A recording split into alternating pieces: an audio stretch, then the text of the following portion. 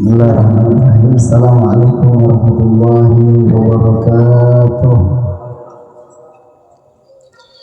Alhamdulillah, wassalatu wassalamu ala sayyidina Rasulillah sayyidina Muhammad bin Abdullah wa ala alihi wa sahbihi wa ala la hawla wa la quwwata illa billah. Subhanallah, la ilma lana illa ma 'allamtana innaka antas samiul 'alim wa tub 'alaina innaka antat tawwabur rahim. Wala haula wala quwwata illa billahil aliyyil azim. Ya alim amma ba'd.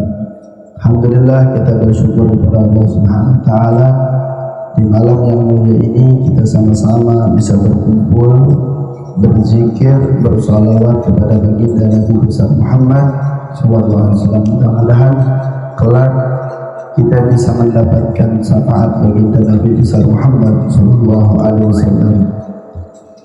Dan juga setelah zikir tahlil, baca salawat, dilanjutkan nasihat atau pembacaan kitab. Tadi sudah kita dengarkan tentang masalah salat yang disampaikan oleh ahli Abdullah Sofi untuk membaca kitab hadis Jibril. Mudah-mudahan kita semuanya mendapatkan ilmu yang bermanfaat. Amin ya rabbal alamin. Majelis ilmu ini kebanyakan ya orang-orang malas datang ke majelis ilmu. Kenapa sebabnya? Karena ujiannya banyak. Ya, ujiannya banyak.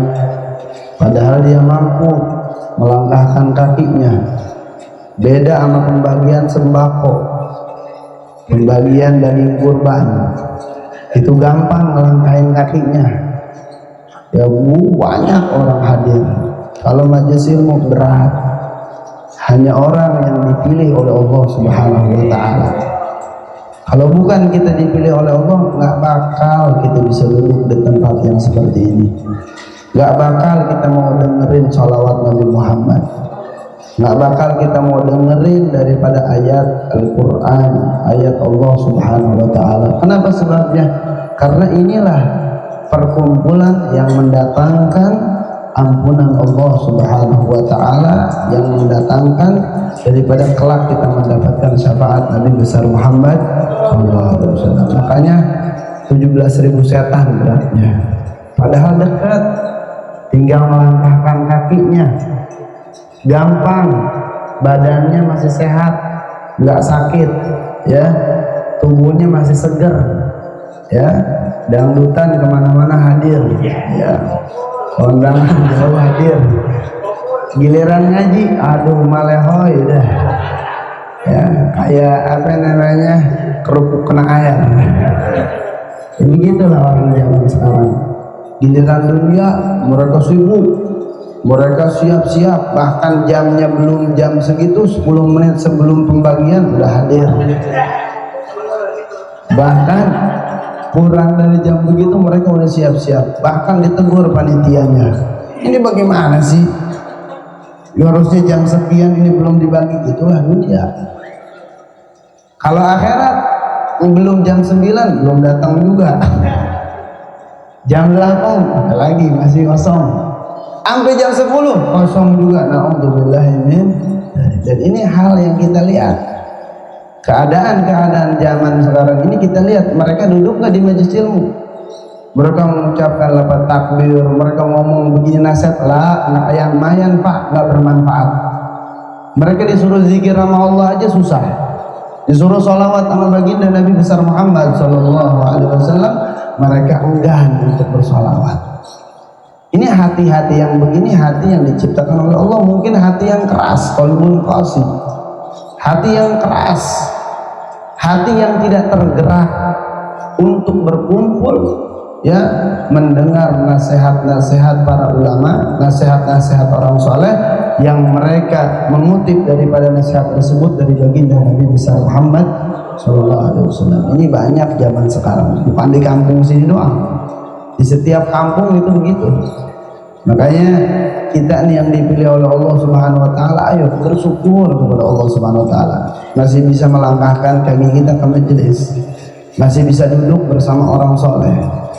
Khawatir kita kelamaan, virus-virus mereka, ya, kita dapetin virus-virus mereka, kita rasain, sehingga malas untuk melangkahkan kaki ke tempat ilmunya Nabi besar Muhammad Sallallahu Alaihi Wasallam. Ya begitulah keadaan manusia. Pembagian ya duniawi yang hanya untuk perut, keluar kotoran, mereka siap, mereka sergap, mereka berkumpul. Ya, tatkala pembagian ilmu yang bersanad kepada Nabi besar Muhammad Sallallahu Alaihi Wasallam, mereka jauh, bahkan mereka tinggalkan. Bahkan sebagian orang nih yang nonton TV, yang terdengar mimiknya biasa aja, nggak ada tergerak hatinya untuk datang ke majelis. Ya biasa aja, padahal udah libur 1 minggu, dikirain minggu yang kedua nih orang bakal hadir. Tetap aja kalau udah hati keras, sampai mic nih ya kedengaran sampai pos jalan, tetap orang kagak bakal datang. Sebab hatinya udah keras ya. Nauzubillahin. Ya mudah-mudahan yang kayak begini nih, yang keras-keras hati kayak begini nih, Allah berikan hidayah, Allah berikan taufik. Amin ya rabbal alamin. Karena kita bisa doa. Dimarahin udah pada dewasa, ya udah pada tahu, udah pada pinter lagi ngomongnya, ya nggak bisa kita nasihatin, kita doain. Zaman sekarang orang kalau diajak nggak bisa dipaksa. Zaman sekarang orang kalau diajak nggak bisa, ayo ngajak kayak dulu tuh Al Habib Alwi kalau ngajak majelis itu sampai bawa tongkat. Habib Alwi Segaf kalau mau ngajak majelis bawa tongkat tuh, orang-orang yang di rumah disuruh ke masjid ngaji.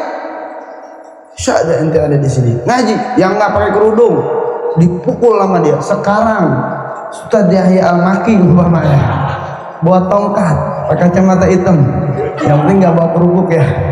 Walhasil kita pukul-pukulin orang kagak mau ngaji, habis Ustaz Yahya ya. Padahal kita ngajak ke Allah Subhanahu wa Ta'ala, ngajak untuk dekat kepada baginda Nabi besar Muhammad Sallallahu Alaihi Wasallam. Makanya luar biasa. Orang kalau pengen tahu kedekatan diri kepada Allah, ini undang. Kalau buat makan, undang buat pembagian, dia hadir nggak? Hadir, nomor 1. Giliran majelis, nomor siper, ya. Nomor 0. Ini orang-orang yang hatinya jauh dari Allah, hatinya jauh dari baginda Nabi besar Muhammad SAW. Tapi kita harus doain. Sebab Nabi Muhammad SAW itu ketika Nabi Muhammad ya dicaci maki, Nabi Muhammad dilemparin batu, Nabi Muhammad SAW ya diludahin, tiap hari itu diludahin Nabi Muhammad SAW. Tetap Nabi Muhammad enggak mendoakan keburukan, tetap Nabi Muhammad SAW enggak mencaci orang tersebut, enggak. Nabi Muhammad terus mendoakan sampai Nabi Muhammad ketika di Taif, Nabi Muhammad dilemparin batu sampai berdarah. Apa Nabi Muhammad balas Nabi Muhammad kepada orang yang menyakiti Nabi Muhammad? Allahumma hdi qaumi fa innahum la ya'lamun. Ini kita melihat itu Nabi Muhammad dilemparin batu. Ustaz Yahya mah kagak dilemparin batu. Ya, enggak dilemparin batu, enggak datang dong sebagian dia ke majelisnya begitu. Nabi Muhammad sallallahu alaihi wasallam. Kenapa ya Rasulullah engkau enggak? Udah aja tuh Gunung Uhud biar udah mampusin orang-orang kayak begitu. Apa kata Nabi? Ya saya berharap kalau dia nggak dapat hidayah, keturunannya dapat hidayah, keturunannya dapat petunjuk dari Allah Subhanahu wa Ta'ala. Makanya terus kita berdakwah harus sabar. Lihat Nabi Muhammad, perjuangannya luar biasa. Lihat Siti Khadijah, perjuangannya luar biasa. Lihat Sayyidina Ali karramallahu wajhah, perjuangannya luar biasa. Lihat Sayyidina Husain, perjuangannya luar biasa, sampai Sayyidina Husain dibunuh di mana? Di Karbala. Sebab memperjuangkan apa? Memperjuangkan jalan baginda Nabi besar Muhammad sallallahu alaihi wasallam. Dan jalan Nabi Muhammad adalah jalannya Allah Subhanahu wa Ta'ala, siratal mustaqim, jalan yang lurus, jalan yang mendapatkan ridhonya Allah Subhanahu wa Ta'ala. Di dalam dakwah Nabi Muhammad SAW banyak Nabi Muhammad ujian, tapi tetap Nabi Muhammad SAW tidak mendoakan hal yang buruk, melainkan hal yang baik didoakan oleh baginda Nabi besar Muhammad Sallallahu Alaihi Wasallam. Makanya tuh kita terus ya Allahumma paksain ya, Allahumma paksakan. Nggak ada doa yang lain, doa yang lain nggak bisa. Allahumma paksain. Kalau Allahumma paksain, insya Allah jalan. Kalau Allahumma yang lain, apalagi nggak ngerti artinya, repot kita. Ya, makanya setiap kita duduk di majelis, alhamdulillah, ini kapan nih makanan dikeluarin ya? Ya, kayaknya ada telur bulat nih, rendang kayaknya ya, ada tahu kayaknya. Enggak apa-apa, yang penting jasad kita duduk di majelis, di situ ada zikir, ada salawat kepada Nabi besar Muhammad SAW. Antum nggak jadi ulama, ya ilmu ya biasa aja. Kalau masuk kuping kanan keluar kuping kiri, atau udah masuk tiba-tiba di jalan ya jatuhan lupa dan yang lainnya. Tapi tetap insya Allah orang yang memperhatikan majlis ta'lim nanti dia punya keturunan jadi orang soleh. Enggak anaknya, cucunya. Enggak cucunya, cicitnya pasti jadi orang soleh. Kenapa bisa jadi orang soleh? Sebab dia cinta kepada perkumpulan-perkumpulan yang di situ dibacakan salawat, zikir dan juga nasihat baginda Nabi besar Muhammad SAW. Yang tadi Habib Sofi bacakan jelasin hadis Nabi Muhammad. Siapa sih orang yang beruntung? Orang yang berdialog dengan Nabi Muhammad. Mimpi biasa aja. Makanya kalau mimpi sama Nabi jangan diceritain orang. Saya mimpi sama Rasulullah jangan diceritain. Sebab ada orang yang percaya, ada orang yang nggak percaya. Ya, mimpi sama Nabi Muhammad itu keutamaan ya buat antum. Karena antum kedekatannya kepada Allah udah luar biasa. Tapi jangan diceritakan oleh sama orang awam. Sebab orang awam ya nilainya nanti lain lagi. Nah ini kayaknya masih maksiat, apalagi orang masih berekele ya, masih banyak maksiat, masih lihat perempuan nggak ngedip ya kan, dia lihat lagi bilang saya mimpi sama Nabi Muhammad, pala lu bau menyan. Gimana ceritanya? Masih maksiat sama Allah bisa mimpi sama Nabi Muhammad. Saya punya guru ya, itu katanya ya kalau beliau maksiat satu kali nggak bisa mimpi sama Rasulullah. Ya kenapa sebabnya? Karena matanya tidak bisa dijaga, apalagi mata kita ya jelalatan. Ya kita mah jauh sama mimpi Rasulullah. Saya jauh sama mimpi Rasulullah. Masih banyak maksiat dan belum pernah emang mimpi sama Rasulullah. Sebab masih banyak maksiat. Masih yang kita jalankan setiap hari, mulut nggak bisa dijaga. Ya kan, apalagi tanda-tanda orang munafik. Dia bilang saya mimpi sama Rasulullah, lu janji aja diingkarin, ngomong aja lu bohong, ya kan, diamanatin lu khianat, mimpi sama Nabi Muhammad, gimana ceritanya? Makanya dalam hadis Nabi Muhammad SAW bersabda, ayatul munafik salatun, tanda-tandanya orang munafik ada 3. Idza kadzdzaba hadatsa, idza hadatsa kadzdzaba. Apabila dia berbicara, dia berbohong. Itu tandanya orang munafik. Orang munafik nggak bakal mimpi baginda Nabi besar Muhammad sallallahu alaihi wasallam. Orang yang mimpi Nabi Muhammad pasti dia lurus. Ya, dia lurus. Jalannya dia menuju Allah Subhanahu wa taala. Kesehariannya ilmu, kita mah banyak keseharian kita masih ghaflah. Masih lalai sama Allah Subhanahu wa taala. Makanya jauh untuk mimpi Nabi Muhammad SAW. Dan setiap para ulama yang mimpi sama Nabi Muhammad nggak cerita. Kenapa nggak cerita? Khususiyah untuk dirinya. Dan setelah mimpi Nabi Muhammad, dia bakal lurus, bakal benar-benar menjaga pengharaman yang diharamkan oleh Allah oleh baginda Nabi besar Muhammad SAW. Karena orang yang mimpi Nabi Muhammad itu orang yang beruntung. Banyak kata Habib Ali bin Muhammad Al-Habsi dalam qasidahnya, bakhat man qad ra'ahum aw ra'a man ra'ahum aw ta'allaq bihim daim wa lazam finahum.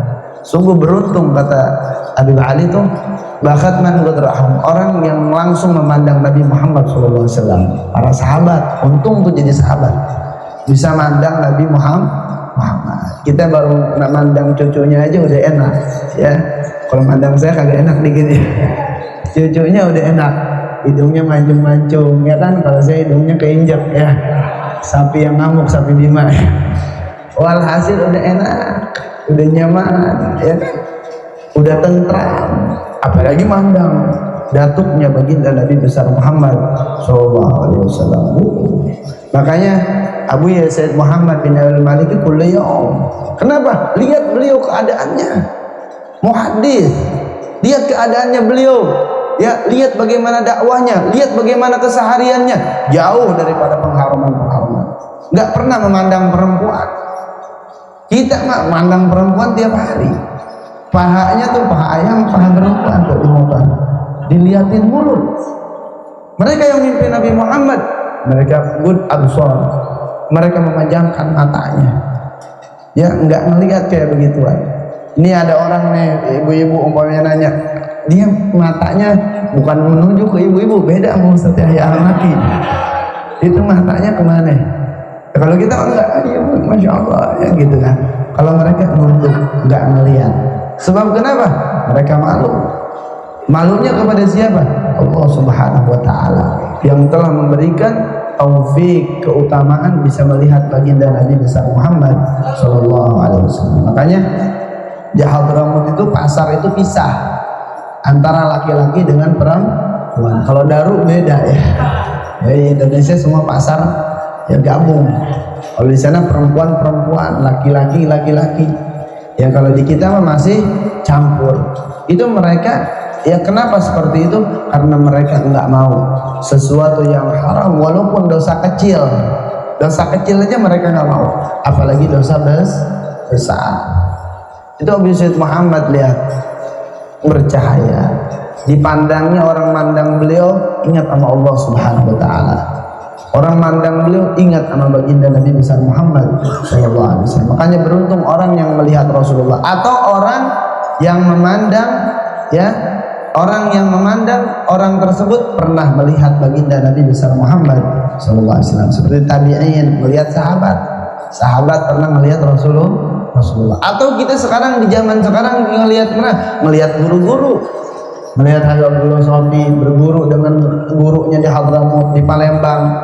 Mereka pernah guru-gurunya mimpi dengan Nabi Muhammad atau dengan gurunya sampai mereka pernah melihat baginda Nabi besar Muhammad sallallahu alaihi wasallam. Kita pun termasuk orang yang beruntung bisa memandang orang yang guru-gurunya pernah memandang baginda Nabi besar Muhammad sallallahu alaihi wasallam, atau ada hubungan baik ya, bukan cari duit sama orang soleh ya, bukan morotin duitnya sama orang soleh, tapi bagaimana hubungan kita baik dengan mereka. Bahkan kalau kita bisa bantu tuh mereka. Bantu dengan apapun yang kita mampu. Ya, mampu dengan harta, kita kerahkan harta kita. Mampu dengan tenaga, kita kerahkan tenaga kita untuk orang-orang soleh, untuk di jalan Allah. Sebab kenapa? Au ta'allaq bihim daim wa lazam fina'ahum. Orang yang mempunyai hubungan ya dengan orang-orang soleh, berarti dia menjalin hubungan dengan baginda Nabi besar Muhammad sallallahu alaihi wasallam. Bantu mereka. Ya, duit mah nggak punya Pak Ustaz, atuh tenaga juga saya mau udah sembeh, udah sakit-sakitan, ya, udah bau tanah. Saya nggak bau tanah, coba ya dampal kakinya cium bau tanah apa kagak? Udah bau tanah, ya udah doain. Jangan jadi benalu, jangan jadi penghalang untuk mereka berjuang di jalan Allah, di jalan baginda Nabi besar Muhammad sallallahu alaihi wasallam. Makanya nih luar biasa di malam. Kenapa luar biasa? Kita bisa berkumpul mendengarkan ya zikir kepada Allah, bersolawat kepada baginda Nabi besar Muhammad sallallahu alaihi wasallam. Ini harus kita syukuri dengan betul-betul. Karena ini nikmat yang paling besar dari Allah Subhanahu wa taala. Nikmat yang tidak setiap orang bisa ya duduk di alam keadaan seperti ini. Banyak orang duduknya pengennya di pos ya, pengennya ya duduk di tempat-tempat yang di situ ya wasahwatil gil walugol. Itu udah nggak usah diundang kayak begituan, itu udah datang sendiri. Kalau kayak begini diomongin, pamfletnya disebarin ya kan, udah gitu dijapriin satu-satu, digeroin, pamfletnya sampai 3 di-share ya kan. Tetap susah kayak begitu tuh, susah kalau bukan pilihan Allah Subhanahu wa taala. Dan kemudian sedikit kita bahas ya kajian kita kitab Fathul Qarib. Kita masuk kepada pembahasan waladzi yanqudul wudu. Ya, sesuatu yang membatalkan kepada wudu. Sitatu asya'a, ada 6 perkara. Jadi yang membatalkan kepada wudu dalam kitab Fathul Qarib ada 6. Yang pertama makharaja minas sabilaini, yang keluar dari 2 lubang. Lubang depan, lubang belakang. Apa aja yang keluarnya ya, air kencing atau lubang belakang kentut atau keluar umpamanya ya sesuatu yang aneh, cacing ya, atau keluar kupon ya, kupon kurban umpamanya ya, di lubang belakangnya, apa aja yang keluar dari lubang depan lubang belakang itu membatalkan kepada wudhu. Itu yang pertama, terkecuali air mani ya. Kalau air mani enggak, cuma dia wajib mandi besar ya. Terus kemudian yang kedua, wan naumu ala ghairi hayatil mutamakini ya, yaitu tidur ya, ala ghairi hayatin ya, atas selain bentuk tidurnya orang yang menetapkan. Kayak kita nih menetapkan nih, mengada tahu minal ardi, pantatnya ke bumi, kayak duduk begini itu semuanya nggak batal nih. Kalaupun ngaji tidur kita ya kan, tidur terus udah bangun sholat umpamanya, sholat isya atau sholat subuh ya, tidurnya begini, batal nggak tuh? Nggak batal, sebab menekankan pantatnya ke bumi, bentuknya seperti ini. Tapi orang yang nggak kurus banget, kalau kurus banget tulang doang ya, itu batal sebab ngegetruk ya, beltrak gitu kan ya, ngegetruk antara tulang pantat dengan tulang pantat, akhirnya lubangnya nggak ketutup. Kalau kita mah di sini enggak lah ya, di sini ada dagingnya semuanya ya, ya ada dagingnya semuanya. Kalau ngegetruk ente duduk beltrak ya kan ya, itu mah ya batal sebab anginnya nggak balik lagi ke dalam, anginnya keluar ya, ke depan sama ke belakang. Jadi yang sedang ya, kayak kita sedang nih ya, kayak anak santri sedang semuanya. Ini sedang semuanya, di sini nggak ada yang tulang doang ya. Kalau ada tulang doang ya, kasih ya obat cacingnya biar tulangnya nggak kelihatan. Nah kemudian juga ya wajawalul akli, dan juga hilang akal ya, hilang akal ya. Dengan sebab apa? Disukrin dengan mabok tuh ya, hilang akal akhirnya dia, karena sebab dia mabok ya. Atau gila ya, orang gila, orang mabok itu sama. Maradin, atau dia sakit ya. Walam surrajulil mar'atil al ajnabiyati, dan mengusap si laki-laki al mar'atil ajnabiyati, bersentuhan kulit laki-laki dan perempuan, al ajnabiyati yang bukan mahram. Ada mahram, ada muhrim. Kalau muhrim orang yang ihram, kalau mahram ini ya orang yang nggak boleh dinikah. Ghair mahram ini nggak boleh dinikah. Yang nggak boleh dinikah itu hubungannya batal, seperti suami istri. Boleh nggak nikah? Boleh. Yang boleh nikah itu batal hubungannya. Ada orang nggak, kalau suami istri mah kagak batal. Itu siapa? Dulu Rasulullah SAW megang Siti Aisyah, emang itu tahu ya? Itu batal, suami istri itu batal. Ini kita sama adik kita boleh nggak nikah? Nggak boleh, berarti itu namanya mahram ya, wudhu nggak batal. Sama mertua ya, itu wudhu nggak batal ya. Kalau sama orang lain yang boleh dinikah, itu wudhunya batal, termasuk suami istri. Terus kemudian wa masu farjil adami, dan mengusap ya farji anak Adam, kemaluan anak Adam, itu juga batal. Kita ngusap punya kita sendiri gatal, umpamanya ada cenang di helmnya ya, ente garuk, batal itu ya. Kalau garuknya nggak pakai sarung tangan, nggak batal, sebab ada satir, ada penghalang. Kalau sama perempuan nih, suami istri mau jalan ya, mau sholat id umpamanya, atau mau apa aja, sholat isya, sholat maghrib, pengen salaman dulu. Kalau nggak salaman, kok kamu nggak mau salaman sama aku sih ya kan ya. Nah itu boleh kita pakai sarung tangan atau sorban, diginiin, dililitin begini ya, salaman neng ya, mau sholat dulu. Ini saking cintanya istrinya sama kita, kemana-mana harus salam, cium tangan tuh ya, nggak apa-apa sebab ada penghalang. Ente cium lagi tarangnya ya, batal sebab nggak ada penghalang. Terkecuali pakai cadar ya, ketutup tuh, dicium ininya, ada penghalang tuh cadar yang nutupinya, itu nggak batal. Tapi kalau nggak ada penghalang, langsung bertempelan kulit laki-laki dan perempuan, itu batal. Nah, termasuk nih nyebokin anak tuh, nyebokin anak langsung kan, nggak pakai sarung tangan, kita langsung cebokin, itu juga sama, batal.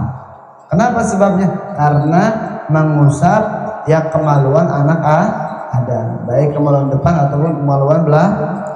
Bibat nil kafi, dengan perut telapak tangan, aubutunil asabi, atau dengan perut jari jemari. Itu begini dah, begini ya, berarti nih gini tuh. Nah ini kalau jempol begini ya. Nah ini ya, kalau umpamanya garuknya di punggungnya, punggung telapak tangan, umpamanya Bang Gopur kemaluannya gatel ya, akhirnya digaruk pakai belakangnya, digesek-gesek gini ya kan, ya keluar nanah airnya ya, digesek-gesek gini. Nah ini nggak batal, sebab bukan telapak tangan atau telapak jari jemaah, tapi ini punggungnya, bukan perutnya. Yang batal ini perutnya. Kalau jempol begini berarti ya, itu begitu. Ataupun kemaluan sendiri atau kemaluan orang lain juga sama batal, karena menyentuh ya kubul atau dubur gitu. Terus kemudian awama sohal qati dubur atau hal qati duburi adalah jadid menurut kaul jadid katanya. Kalau di sini menurut kaul godim layan kudu masuk halqah, nggak batal katanya masuk halqah. Tapi menurut kaul jadid itu batal ya. Umpamanya cebok tuh kan batal tuh, cebok mah udah batal keluar ya.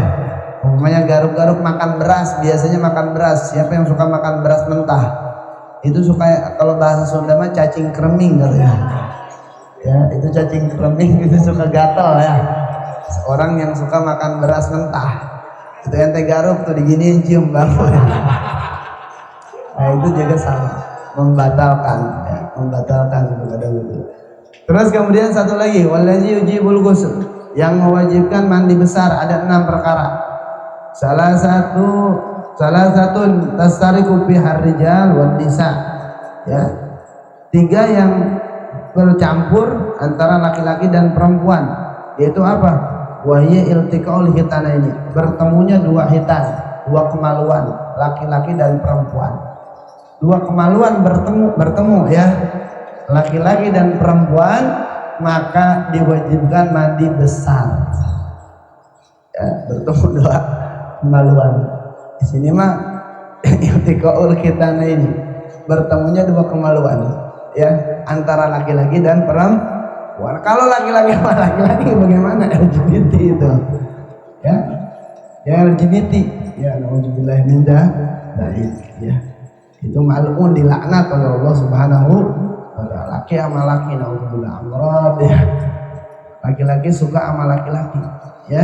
Alhamdulillah sekarang nggak rame tuh LGBT, kemarin rame ya, sekarang alhamdulillah, karena LGBT ini kaum Lut ya, orang-orang yang akan disiksa di dunia dan di akhirat. Nauzubillah min dzalik. Orang-orang kayak begitu harusnya ditaruh tombak ya, digantung tuh di atas, taruh tombak, masukin, jadi lepas talinya, masuk tuh tombaknya dari apa?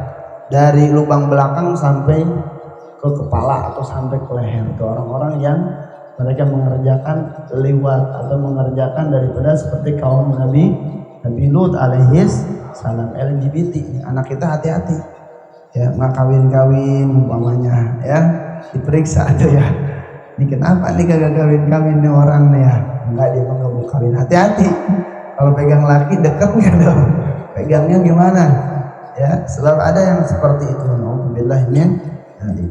Ya kalau ketemu 2 hitanain maka ya dia wajib mandi besar. Kalau di dalam kitab Safinah itu ya disebutkan masuk ya hitanainnya ya, zakarnya masuk ya ke parji, baru tuh dia mandi besar. Wa inzalul mani dan juga keluar air mani. Ini bercampur laki-laki perempuan juga keluar air mani, laki-laki juga sama keluar air mani, dia wajib mandi besar. Wal mautu, dan juga orang yang mati ya. Makanya ada begini, ada teka-teki dalam ilmu fikih. Niatnya sunnah, mandinya wajib. Niatnya sunnah, mandinya wajib. Apa Ustaz niatnya sunnah mandi jambut? Itu mandiin orang yang mandiinnya wajib gak? Wajib. Niatnya dia suruh niat bisa gak? Gak bisa. Yang mandiin yang niat, dan itu hukumnya sunnah. Yang penting dimandiin aja. Kalau mayitnya niat gak lo? Gak bakal dia bisa. Iya saya niat. Berarti ini orang masih gitu ya. Terus kemudian, dan yang 3 khusus untuk perempuan. Yang pertama yaitu haid, yang kedua nifas, yang ketiga sudah ada. Nah haid ini wajib ya, mandi udah bersih. Nifas juga sama, wiladah juga melahirkan. Nah, itu juga wajib mandi ya. Jangan sampai tuh ya istri kita ya nggak kita perintahin ya untuk dia mengetahui ya berapa lamanya haid, berapa lamanya nifas, bagaimana cara mandinya yang benar, bagaimana niatnya. Itu kewajiban seorang suami. Ya mau mandiin dia nggak apa-apa, suami mandiin istri boleh nggak? Boleh, nggak jadi masalah. Ya jangan dipakai sabun colek tapi mandiinnya.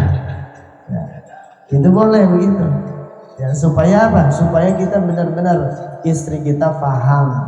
Ya istri kita tahu bagaimana caranya mandi yang benar, diajari pas niatnya. Kebanyakan yang salah, yang sering salah, mau niat mandi, mau niat wudhu, mau niat sholat, itu kebanyakan dia niat dulu kemudian dia baru mandi. Atau dia sholat nih, kebanyakan sholat usolli fardhu maghribi salasa rakaatin ma'mumun lillahi ta'ala, Allahu Akbar, enggak ada niat di dalam hatinya, cuma talafuz doang. Itu sebenarnya salah. Ini yang sering terjadi. Beberapa tahun dia sholat, Indah Syafi'i nggak diterima. Kenapa? Karena dia nggak niat dalam hatinya. Umpamanya niat, saya niat sholat maghrib 3 rakaat menghadap kiblat makmum karena Allah Ta'ala, baru dia Allahu Akbar, itu salah. Atau wudhunya gini, saya niat menghilangkan hadas kecil padu lillahi Ta'ala, baru tuh ke wajah airnya, nggak berbarengan antara basuh wajah dengan niat. Nah ini yang sering salah. Makanya sholat terus, ibadah terus, tapi kok hidup begini-begini aja, kagak ada perubahan. Barangkali antum salah dalam ibadah. Sebab antum nggak belajar, nggak nanya. Kalau ngaji itu harusnya nanya. Yang ngaji ini harusnya ada pertanyaan. Ya, ini mah kalau ngaji mau nanya nggak? Ya, nggak ada yang nanya. Ya, paham semuanya, paham. Ya pengennya cepat nasi keluar ya kan. Harusnya nanya. Setiap kalau pertanyaan tuh diingatnya lama. Kita kalau bertanya itu keingetnya lama. Hukum-hukum ya dalam ilmu fikih terlebih khusus ya. Makanya wajib kita paham. Mudah-mudahan kajian kita ini bermanfaat untuk kita semua sehingga kita paham tata cara bagaimana ibadah yang benar, sholat yang benar, wudhu yang benar, sehingga insya Allah ibadah kita diterima oleh Allah Subhanahu wa Ta'ala. Sebelum kita akhiri, kita baca surat Al-Fatihah, khususnya untuk saudara-saudara kita yang ada di Palestina nih, yang terus digempur oleh Israel ya. Mudah-mudahan Allah Subhanahu wa Ta'ala terus berikan kekuatan kepada mereka, Allah berikan kesabaran kepada mereka, Allah Subhanahu wa Ta'ala mudah-mudahan berikan kemenangan untuk saudara kita yang ada di Palestina, dan mudah-mudahan Allah Subhanahu wa Ta'ala hancurkan Zionis Israel. Allah hancurkan ya mereka orang-orang Yahudi laknatullah yang terus memerangi saudara kita muslimin muslimat yang ada di Palestina. Dan mudah-mudahan semuanya yang ada di Palestina Allah jaga, Allah berikan kesabaran, Allah berikan ketabahan, Allah berikan kekuatan, dan kita yang ada di sini dalam keadaan aman, dalam keadaan nyaman. Mudah-mudahan kita bisa terus mendoakan saudara-saudara kita yang ada di Palestina. Amin ya rabbal alamin. Al-hajiniyah wa ala kulli salih wa ila hadratin Nabi Muhammadin sallallahu alaihi wasallam. Al-Fatihah. A'udzubillahi minasyaitonir rajim. Bismillahirrahmanirrahim. Alhamdulillahirabbil alamin arrahmanir rahim maliki yaumiddin. Iyyaka na'budu wa iyyaka nasta'in ihdinas siratal mustaqim siratal ladzina an'amta 'alaihim ghairil maghdubi 'alaihim waladdallin. Bismillahirrahmanirrahim. Alhamdulillahirabbil alamin. Allahumma shalli ala sayyidina Muhammad wa ala sayyidina Muhammad. Allahumma shalli ala Muhammadin nabiyyin hadzal mursalin alhamdul malaikatil muqarrabin. Allahumma a'udzu bika min ilmin la yanfa'u wa qalbin la yakhsha wa 'amalin la yurfa'u wa liwanin la yasma'. Allahumma nas'aluka husnal khatimata 'indal maut. Allahumma nas'aluka husnal khatimata 'indal maut. Allahumma nas'aluka husnal khatimata 'indal maut. اللهم اغفر لنا ذنوبنا ولوالدينا وارحمنا كما ربونا صغارا أعلمنا المسلمين والمسلمات والمؤمنين والمؤمنات الأحياء منهم والأموات إنك سميع قريب مجيب دعوات العباد والحاجات وذات الذنوب والخطيئات يا أرحم الراحمين. اللهم أعز الإسلام والمسلمين وأذل الشرك والمشركين ودمر اللهم أعداءك أعداء الدين وانصرهم على المجاهدين المسلمين في كل مكان خصوصا في فلسطين يا رب العالمين. ربنا تقبل منا إنك أنت السميع العليم وتب علينا إنك أنت التواب الرحيم. دعواهم سبحانك اللهم وتحيتهم فيها السلام وآخر دعوانا الحمد لله رب العالمين.